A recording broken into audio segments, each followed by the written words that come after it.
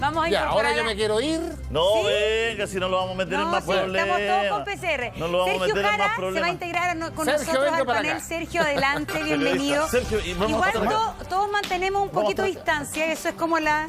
Entonces, nosotros y Julio y yo quedamos más o menos juntos, ustedes ¿Vamos al juntos Word pero o- separados. Sí, Ya. vamos al Word. Acá ¿Ya? se- ¿Acá? Contemos de Sergio Jara. Yo me voy a sentar un Sergio ratito, Jara es actual periodista del Desconcierto, pero también era de parte del equipo de investigación de la radio Bio Bio. Hace 4 años. Hace 4 años cuando justamente aparece este famoso reportaje, Sergio.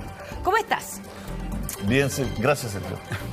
Bueno, Sergio, cuéntanos un poco porque la verdad es que Llegó yo creo que... conmigo como a las 9:15. Sí, Yo creo que estamos acá. hay que tener un poco de mérito. Permiso, Julio, te voy a poner acá. Sí, que vamos me como mareo tres con el Póngase acá. Bueno, Sergio, como decíamos, fue jefe de investigación de la Bio Bio en su momento y cuando estaba esta situación en el aire, ellos la toman, la desmenuzan y la ponen a disposición en un reportaje de investigación. Sergio, cuéntanos un poquito. yo te iba a decir, lo que pasa es que para rendirle el honor que tiene este reportaje, porque todos nos caímos de espalda con el Pandora Paper, pero resulta que todo esto estaba ya en este reportaje encabezado por el equipo de investigación el año 2017 y recién lo estamos como releyendo, es decir, esta información Claro. ustedes la habían ya conseguido, Sergio. Son 5 reportajes de investigación en una línea de investigación, ¿no? Que tiene que ver con paraísos fiscales y la fortuna del presidente, básicamente. Lo primero que publicamos fue Exalmar, ¿se acuerdan ustedes bien del Acá lo reportaje nombré, sobre Exalmar, chaval. no? Después publicamos un segundo artículo sobre Odisea, que es la sociedad de los hijos, y Bancar, cómo se relacionan ambas, los dos brazos de la familia Piñera Morel en el fondo. Y luego aparece Juan Pablo Figueroa, un periodista de investigación que se viene integrando a la radio Bio Bio, y dice, mira, una de las sociedades que mencionas tú en las Islas Vírgenes Británicas de Piñera, me suena en Dominga. La he escuchado en Dominga. Y empezamos a tirar del hilo del gerente general de Piñera, Nicolás Noguera. Vimos primera esa sociedad invirtiendo en Dominga. Cuando llegamos a Nicolás Noguera nos dimos cuenta que la propiedad de Noguera en Dominga era del 1%, algo chiquitito. Y encontramos a Piñera al lado, Piñera Morel, la familia de Piñera Morel, ¿no?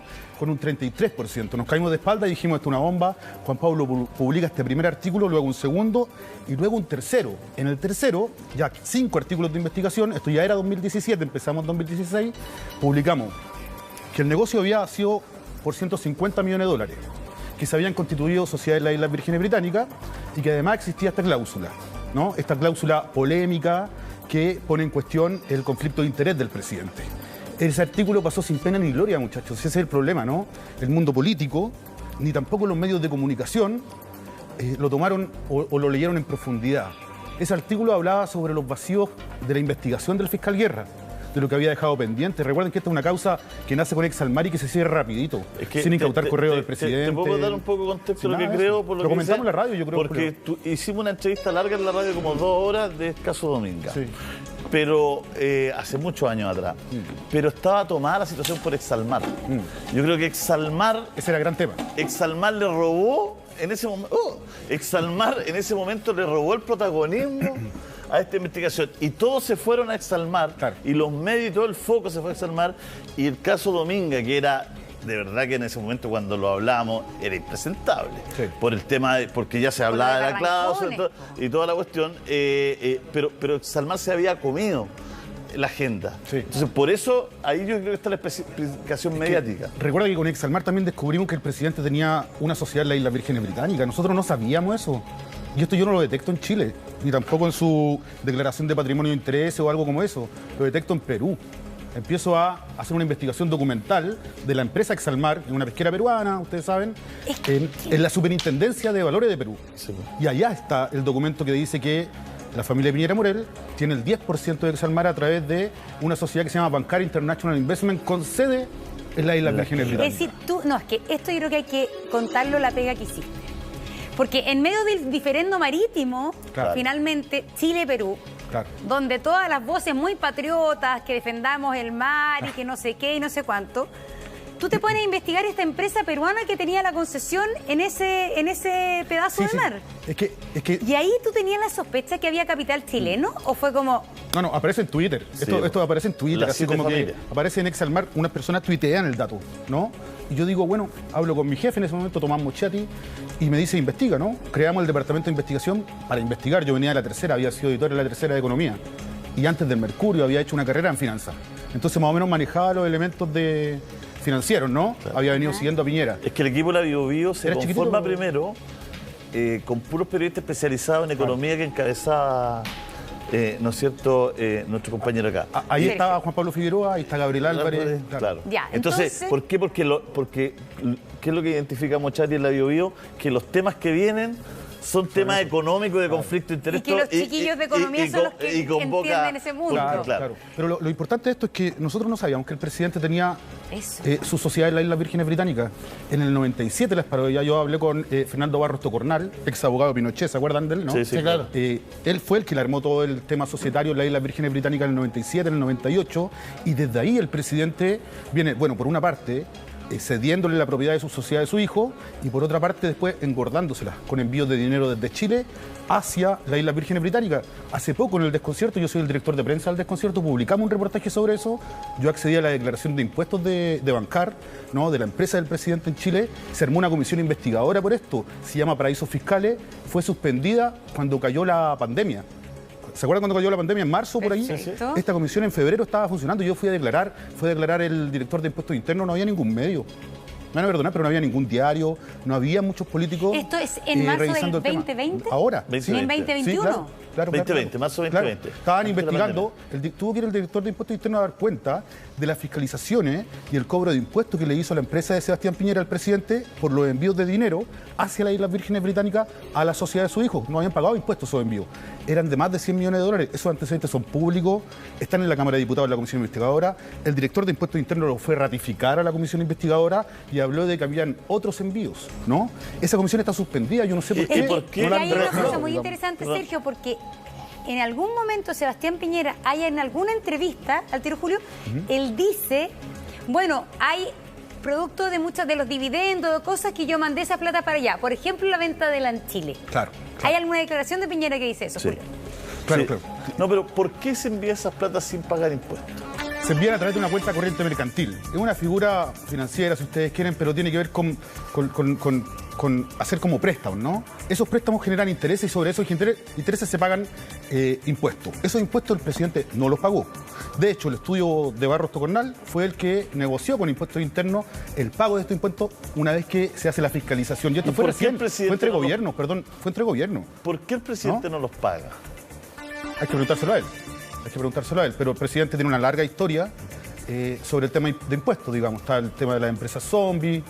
O sea, De eso hay una hablamos, serie Francisco. hay una serie Eso de es lo que temas. hablamos. ¿Por qué si el presidente no paga los impuestos? ¿Por qué el viejito del kiosco está hasta aquí con los impuestos? El viejito que tiene un kiosco, que tiene todo. Entonces, ahí es donde empieza todo esto a caer, porque lo que está contando nuestro compañero aquí, nuestro colega, esto fue público. Todo el tema de los impuestos, de los envíos, de la remesa de engordar estos paraísos fiscales, fue público, salió en todos lados notas, y además, le quiero decir algo, cuando eso ocurre, ¿no es cierto?, es cuando el presidente no estaba en el fideicomiso ciego. Claro, fue entre gobiernos. Él, En porque 2015, podría decir, yo no 2016. sabía, pero no, pues, él no era presidente en ese momento. Eso debe decir, esta destino de plata a las Islas Vírgenes es entre 2015, 2016, Cuando era- hay una fiscalización de impuestos internos, perdóneme, Ya, impuestos internos le eso. cae encima, lo fiscaliza y lo multa. Y lo multa por esto y le hace pagar los impuestos. Están todos los antecedentes de la comisión investigadora, incluido el testimonio de Barraza, ¿no? De Fernando Barraza, el director de impuestos internos. Él lo fiscaliza a Piñera por esto. Ay, Piñera pagó una multa. Sí, claro. Claro. Lo que pasa es que yo creo que ahí tenemos un pecado todo. Son más de 100 millones de dólares, Que perdón, pasó, Montserrat. finalmente pasó colado y, por ejemplo, no fue tema de su segunda campaña. Bueno. No fue un tema importante. Esto lo publicamos en el Desconcierto, digamos, el artículo está ahí, está en la web, lo pueden buscar en Google, digamos, igual que todos los demás de la Biobío, digamos. Y también está la comisión investigadora, están los videos en YouTube, por favor, vayan a ellos y se van a dar cuenta también. Este es un tema político de una u otra forma también, porque lo que hace Piñera es lo que hace todo Sanhattan, ¿no? El barrio financiero. Yo escribí un libro sobre esto, Piñera y los leones de Sanhattan, Yo hace un lo leí. tiempo. Y doy cuenta de todos los casos empresariales. Mira, Carlos Alberto Delano y Carlos Lavín, cuando le vendieron el Banco de Chile a Andrónico Luxig en 2001, fueron multados por uso de información privilegiada. Después financiaron irregularmente la política. Ahora se metieron en el negocio Dominga, por lo menos Delano. Hay, digamos, un historial. No es una conducta, no es un botón. es una conducta más o menos permanente. Es lo que le estábamos hablando a Francisco. Claro. Lo que Sergio dice con los casos. Por eso cuando le nombraba en el bloque anterior Exalmar, le nombraba varios casos más. Sí, es que no es una vez, no es una cuestión. Están estos casos de los impuestos entre medio. O sea, es demasiado. Sí. Es demasiado. Entonces, ¿cómo frena esa cultura de la pillería, de sacar ventaja, de utilizar tus conocimientos no para aportarle a Chile, sino para cagar a Chile? Es rarísima la mentalidad. Es rarísima la mentalidad, porque tú dices, oye, estos gallos van a estudiar afuera, hacen MBA, vienen a Chile, van a las mejores universidades del mundo. ¿Para qué? Para buscar la triquiñuela, la pillería, para hacer, porque nos falta, ¿no es cierto?, al que el tipo que dice, no, es que dan empleos, oye, pero ¿qué? Pero pongamos una balanza. ¿No es cierto? Sí. ¿Podemos dar empleo sin hacer pillería? Sí, pues. ¿Se pueden hacer empresas sin hacer pillería? Sí. ¿Se pueden engrosar cuentas corrientes ya pagando el impuesto que corresponde? A lo mejor sí. Pero mira, siempre Julio, está la pillería entre medio. Si estamos haciendo una ley de pesca de nuevo porque son por puras pillerías. Es que yo, eso es lo que digo, que hay un tema de desigualdad de la información que me da mucha rabia. Adelante. Voy a aportar el dato. Fíjate que Horrat, el penúltimo director de impuestos internos, yo leí el resumen, hizo una presentación en la Facultad de Economía y Negocios de la Chile. Es un trabajo que él hizo con otra persona, se volvió. ¿Tú sabes cuánto es la elusión y evasión de impuestos en lo general en Chile? 21.000 millones de dólares al año, a propósito del pago de los impuestos. Casi un tercio del PIB. Elusión y evasión. Quiero decirte que 21.000 millones de dólares al año equivale a 9 puntos del producto. De hecho, en los programas de los candidatos hoy día, muchos dicen que para recaudar hay que ir sobre la elusión y evasión. Te agrego más, me lo aprendí de memoria. La elusión y evasión en el IVA, que es el más genérico, 22%. En el impuesto de primera categoría de las empresas, 34% de evasión. Y siéntense un poquito, en el global complementario, 70% de elusión y evasión. Y el global complementario lo pagamos, el impuesto directo a la renta, solo el 20% de los chilenos. Fíjate que yo soy partidario de no subir un peso en impuestos. Tú podrías recaudar y hacer enorme infraestructura social haciendo de que la gente pague los impuestos. 21.000 millones de dólares. Y que después no se roben la plata en los ministerios, en carabineros. La gente va a pagar los impuestos, porque no porque lo obligan. El Estado de Chile finalmente tiene mucho más plata de la que nosotros percibimos para inversión social. Si eso es lo más angustiante de todo. El Estado de Chile tiene más plata porque le evaden y le eluden impuestos y porque además hay desfalco en instituciones como carabineros, como militares, etcétera.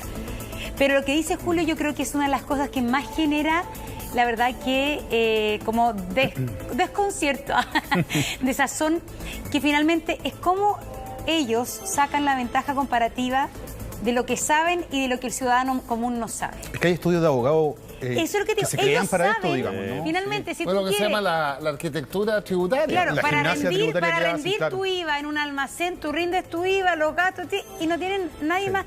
Pero en cambio aquí, yo creo que Julio lo dijo súper bien. Acá todo hay un conocimiento sofisticado del mundo de la economía y las finanzas que hace que haya una desigualdad del ciudadano, del pequeño empresario, de la pyme, frente a estas grandes corporaciones. Sí. Ellos saben cómo hacerlo. Y finalmente lo enredado que ha sido llegar a esto, imagínate que finalmente este caso logró explotar, no por el increíble reportaje que hicieron ustedes, sino porque salió en un diario internacional. Claro, pero un tema ético. Por favor. Otro datito. Usted sabe que una de las exenciones se llama la renta presunta. ¿Ya? Donde se presume el ingreso del agricultor, del transportista y del minero.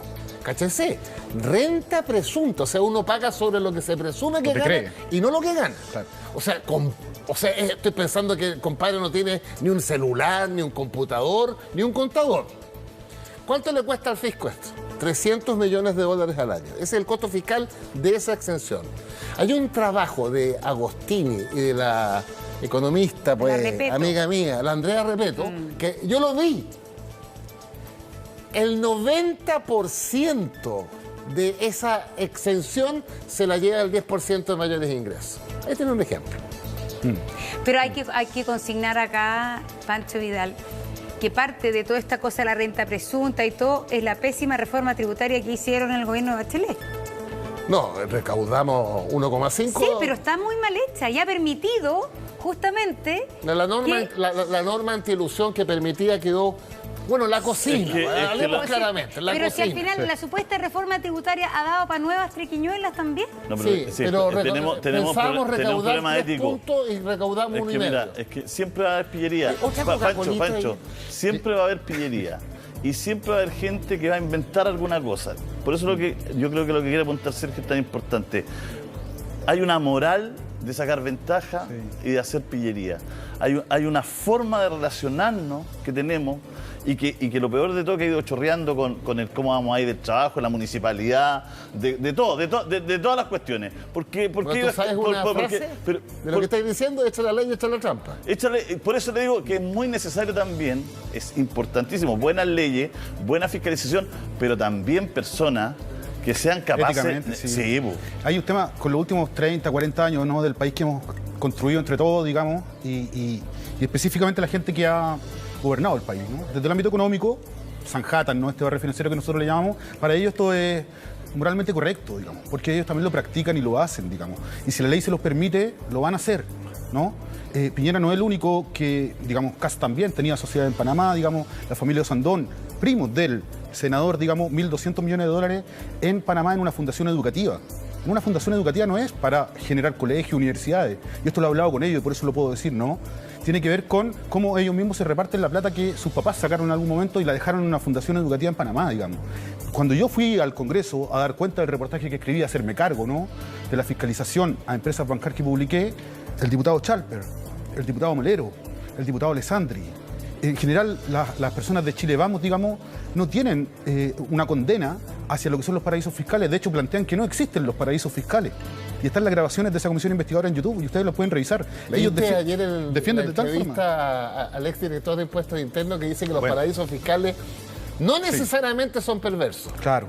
Pero si ahora se avanza. Oye, pero el mismo presidente Sebastián Piñera lo ha dicho. ¿Cómo se saca la plata? Así ¿cómo se saca la plata? Es decir, vendió una empresa, la tienes que declarar ante el Banco Central. La tienes que declarar ante el Banco Central cuando la sacan. Pero y no hay ninguna... Lo que pasa es que desde la reforma tributaria de Michelle Bachelet, cuando ellos realizan movimientos anuales, digamos, de utilidades, lo tienen que declarar. Así es. En Chile. El problema es que muchos no lo declaran. Claro. Esas son las normas anti-ilusión. Y ahí no está la fiscalización.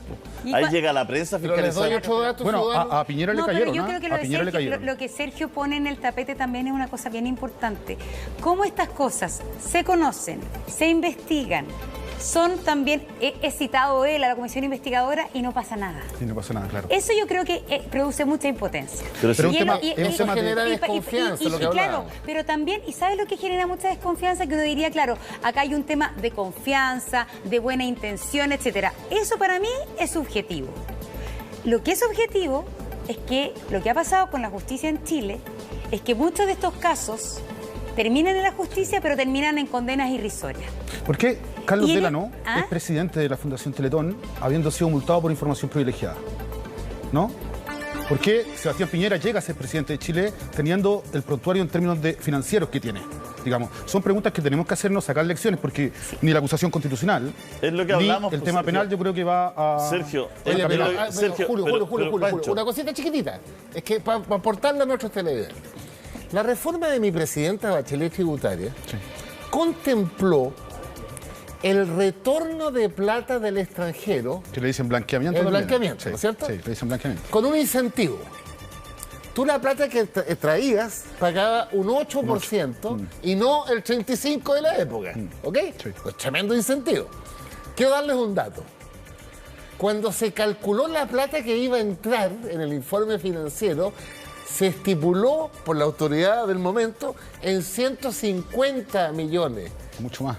El 8%. ¿Sabes cuánto se recaudó? 1.500 millones. Por este veranito son pocos que le rebajaron. Andaban un poco perdidos, O sea, la cantidad de plata que había afuera y no teníamos idea. 10 veces Tremendo, sí. lo calculado. Los expertos que siempre son expertos... Oye, yo me pero- tengo que ir. Oiga, Pero yo me espérese. acuerdo que andaban repatriando la plata porque era un plazo en que el Claro, impuesto pues, estaba obvio, abajo. Sí. Francisco. Y después se amplió a una segunda vez. Lo han hecho un par de veces. Oye, vamos a la pausa. Pancho, Y ahora gracias por me estar con despido nosotros. porque tengo que ir a almorzar con mi mujer. Ya, muy Pero bien. temprano, Me Francisco. desperté a las 6 de la mañana, me fui a buscar a las 9, entré a pantalla a las 12. Nada que ver. Son las 12 recién. Son las 12. No oye, sabe te nada. felicito. Vamos al corte, Vamos al a hacer corte, un pequeño vamos al pausa. corte. Volvemos de inmediato. Chao, mi negra. Muy Gracias, interesante. Juan. Muy interesante.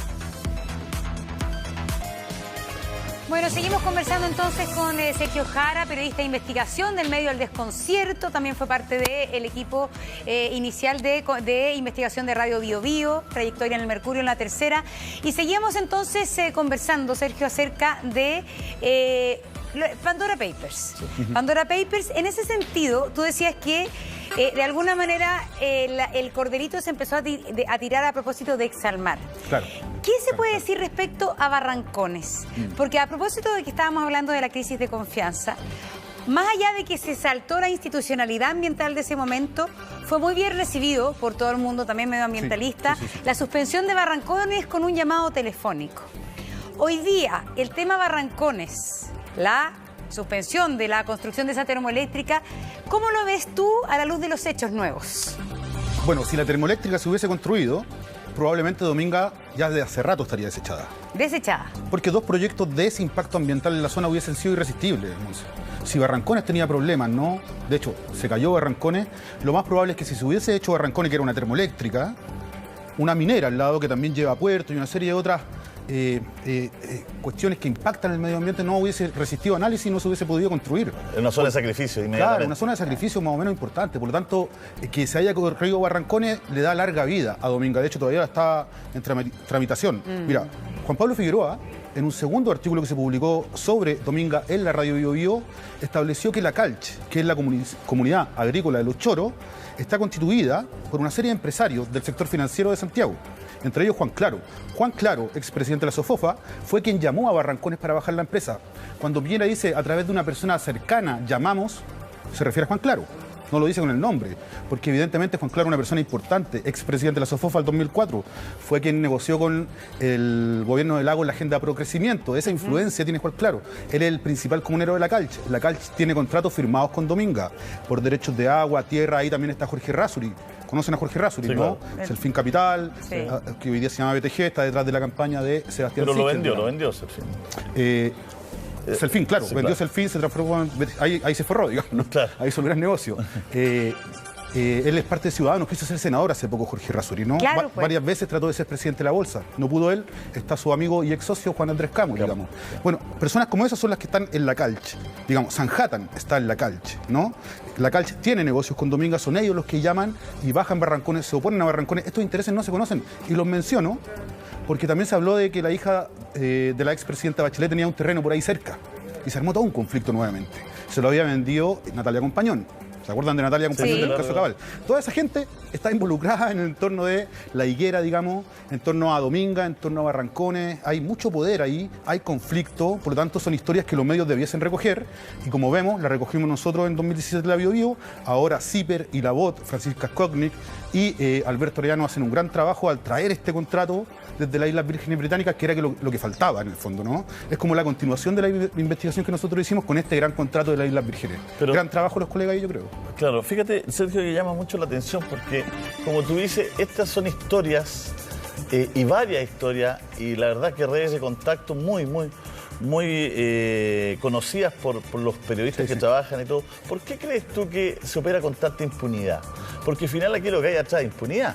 Sí, Cuando un presidente de la República no paga los impuestos es porque opera con una impunidad, porque no creo que le falte, digamos, ¿no? O sea, es la tercera fortuna de Chile, una de las fortunas más grandes del mundo, porque tú podías entender que de repente un señor que tiene una pyme, todo, puta, esté complicado con los impuestos, lo esté chuteando y bicicletee, weón.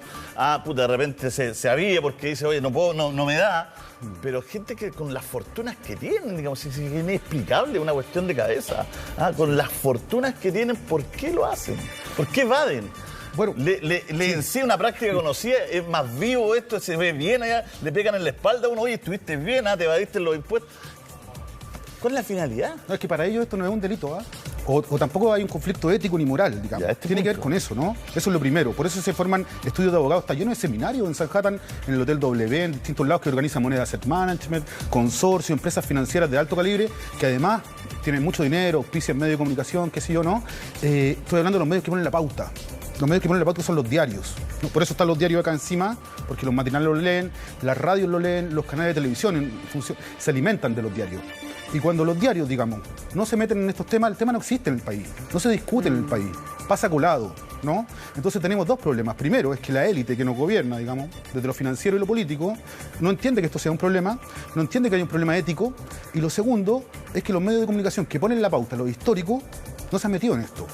Por razones políticas, editoriales, no lo sé, digamos, pero no se han metido en esto. Ahora se están metiendo. Y yo me pregunto si lo están haciendo porque el presidente Piñera tiene 10% de aprobación, porque hubo un estallido social, porque el país cambió en el fondo, ¿no? Pero hace 2, 3 años estos temas no pasaban por Pero ¿y algo. por qué? Claro, porque uno dice ya, los medios tienen dueños, etcétera. Pero acá hay un tema que es súper grave, que es la justicia y que es la Monse, fiscalía. Perdón, y a lo mejor con esto, no sé si digamos, pero no son cualquier dueño de los medios de comunicación. Además, son banqueros. Claro. Son banqueros importantes, claro. Son mineros, ¿no? Son dueños de compañías de retail, Sayé, digamos, Lux, en el caso de Mega también, ¿no? Con Carlos Heller. Entonces son personas importantes, son personas que mueven inversiones, son personas que también tienen estos tipos de conflictos, ¿no?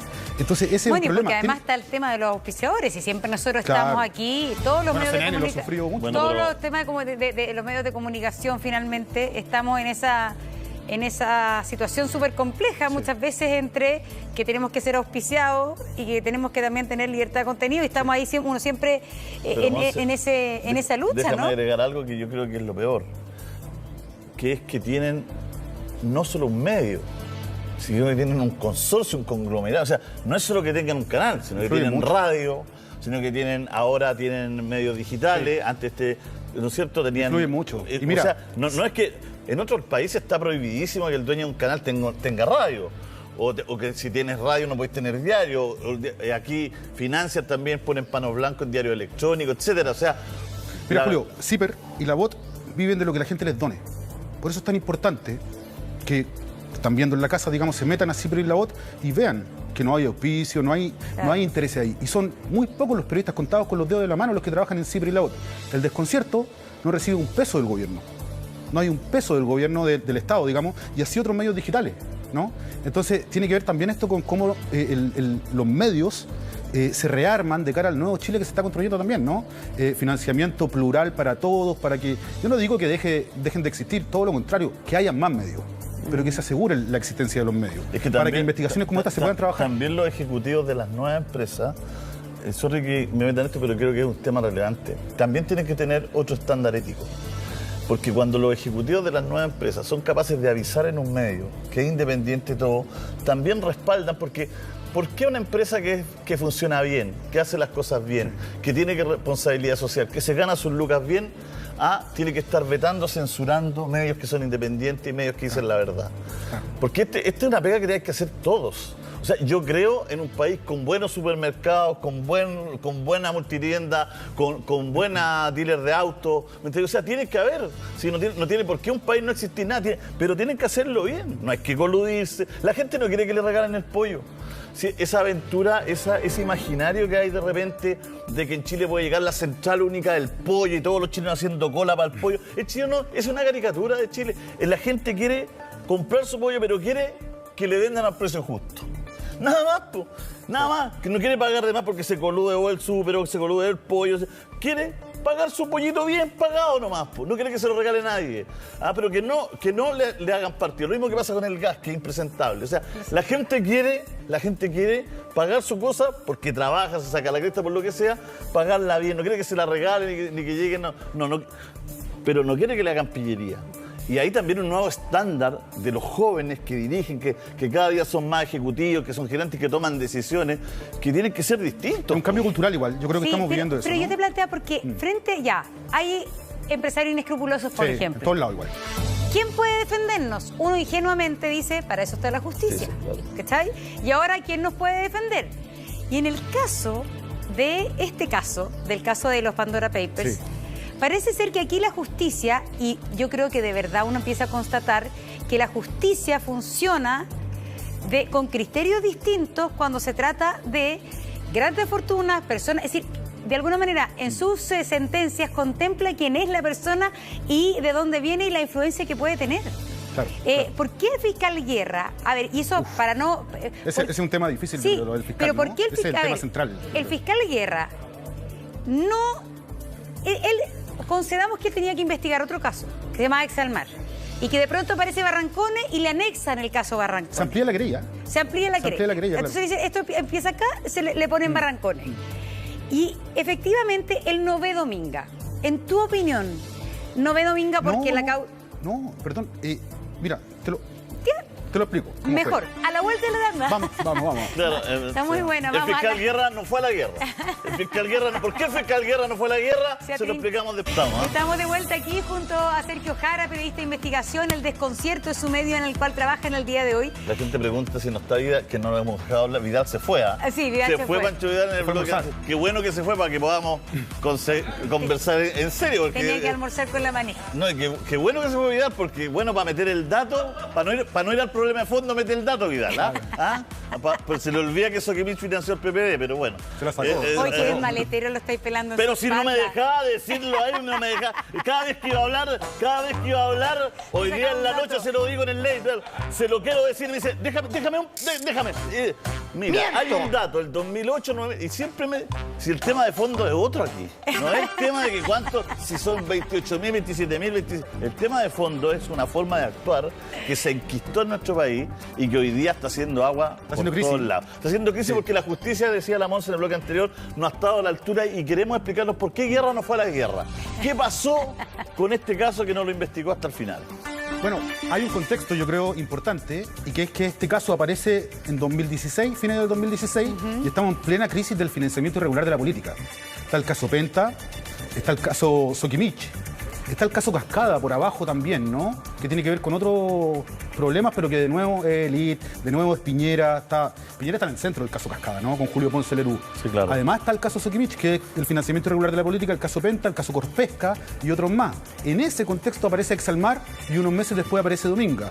En ese contexto el fiscal Guerra empieza a investigar. El primer fiscal del caso, el que toma el caso Exalmar, es el fiscal Carlos Gajardo.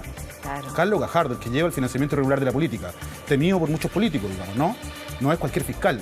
Guerra se lo quita inmediatamente y se lo hace suyo. Es decir, Abbott se lo quita. Guerra se lo quita. No sé si Abbott se lo quita y se lo entrega a Guerra. Se lo entrega a Guerra. Porque Guerra era el jefe de Carlos Gajardo en ese momento. Porque Abbott en ese momento se había inhabilitado. Abbott cuando asume como se había nacional. Inhabilitado porque parece que hay un parentesco ahí todo. Porque lo que hay que investigar es la compra de las tierras de Piñera en Chiloé. De Tantauco. Bueno, fíjate ¿dónde se compraron y dónde se pagaron? A lo mejor se puede.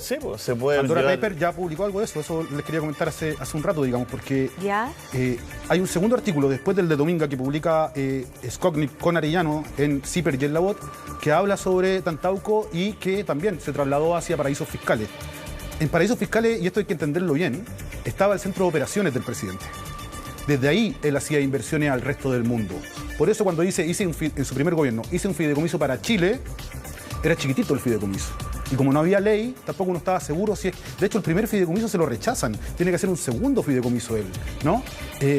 Hoy día, el fideicomiso actual, que uno podría decir que es la ley Piñera, porque se hace ley, digamos, para precisamente que el señor Piñera pueda ser candidato y ser presidente, no es fiscalizable, por ejemplo, por la Contraloría. En el caso Enjoy, que levanta Alejandra Matu a propósito de la firma, ¿no? Un día antes de que el casino tuviera que pagar boletas de garantía y quebrara y desapareciera, digamos, y Piñera un día antes firma una extensión, ¿no? de la vida del casino, cosa que no hace con otras empresas. Hay que recordar que ahí está la familia Martínez, sí, claro, socios y amigos históricos de Piñera, ¿no? En Casino Enjoy, que son como los cuetos para Piñera. Digamos, cuando eso se levanta pasa lo mismo. O sea, Contraloría investiga y no puede llegar más allá. Le pregunta a la CMF, a los verdaderos fiscalizadores del fideicomiso ciego si es que Piñera habló o no habló con las empresas que se lo administran. La Reinvial, Moneda Asset Management, Altis y BTG. La mayoría de ellas son de sus amigos y ex socios, digamos, o actuales socios. La CMF le pregunta, les manda un correo a esta empresa, Piñera los llamó, hubo comunicaciones con ustedes, y esta empresa le responde y le dicen no. Y se acabó la investigación. Ese es el nivel de investigación. En el caso del fiscal Guerra, nunca incautó los correos de Sebastián Piñera. Si ustedes miran la declaración que está en la carpeta investigativa, yo accedí a ella, la conozco. La revisé completa en 2017 y la volví a revisar ahora. Los testimonios que se toman son de 1 página y media. 1 página y media para un fiscal. La cláusula estaba en un acuerdo, ¿no? Esta cláusula que establece que el terreno donde se va a emplazar Dominga no tiene que transformarse en un parque nacional, un terreno protegido, estaba en el acuerdo, digamos. Ahora CIPER lo trae de nuevo, la revive, digamos, con este contrato. El contrato no estaba en el acuerdo, eso es lo nuevo, ¿no? Pero la cláusula estaba. Si el fiscal la vio, debió haber interpretado entonces que había un conflicto entre ellos y debió haber entonces formalizado al presidente y haberlo investigado. Pero, a lo mejor no la vio. Remarquemos, claro. Y es un notable abandono de deberes del fiscal. Sí, pero remarquemos el contexto justamente y quién era el fiscal Guerra en ese minuto. Es decir, el contexto en que entre el 2016 y 2017 el fiscal Guerra está examinando el caso de Exalmar, Barrancones, y aparecen estas cosas de Dominga. ¿Cuáles eran las presiones? Bueno. Y el fiscal Guerra era el que estaba viendo el caso Penta. Claro. Es que por orden del fiscal Abbott, digamos, yo no sé si ustedes se acuerdan, pero el fiscal Abbott dijo, la investigación en los políticos que caminen rapidito. Sí, claro. Que se terminen rápido. ¿Qué es esa señal? ¿Qué le está diciendo a los fiscales? Cierren las causas rápido, ¿no? Y Exalmar y Dominga fue cerrada rápido. Si es que habían conflictos de interés del presidente, tal como lo estamos discutiendo ahora, y ya estaban a la vista del fiscal en ese tiempo, él abandonó sus deberes. Porque debió haber investigado más, debió haber advertido esto. Esto no fue, y CIPER lo cuenta en una nota que saca ahora Nicolás Sepúlveda con Paulina Toro, digamos, eso no estuvo ni dentro del juicio, donde se sobresea a Piñera, en ninguna de las instancias, tampoco en la Suprema, y tampoco, digamos, el fiscal lo mencionó en ninguna otra instancia. Se preocupó de cerrar el caso rápido. Yo creo que acá hay una gran responsabilidad de él, y la Fiscalía, al reabrir... No, del fiscal Guerra. ¿De Guerra? ¿Y de Abbott pertenece a esta misma élite, no? Sí, claro. Es parte de...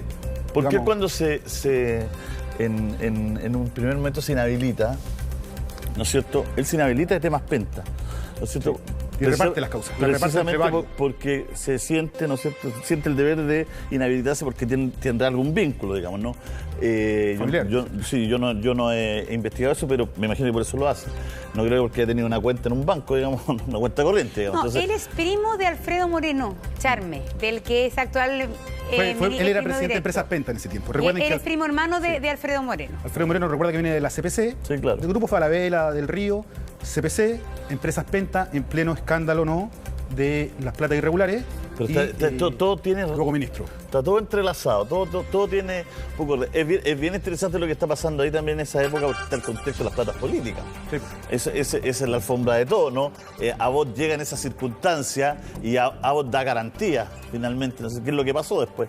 En la práctica, ¿no es cierto? Sí. Se reunió con alguna gente, no se sabe qué conversó. Ya saldrá el libro de qué conversaron en esas reuniones, qué se negoció, qué se pactó, pero es como estamos ahora. Es bien interesante lo que tú dices de cómo se opera, y por qué eso se dejó de lado, la forma en que operan, ¿no es cierto? ¿Por qué está la central en estos paraísos fiscales? ¿Qué es lo que persiguen? ¿Qué es lo que buscan? Vamos a hacer un pequeño alto, son las 12:40, pero vamos a volver de inmediato con Sergio.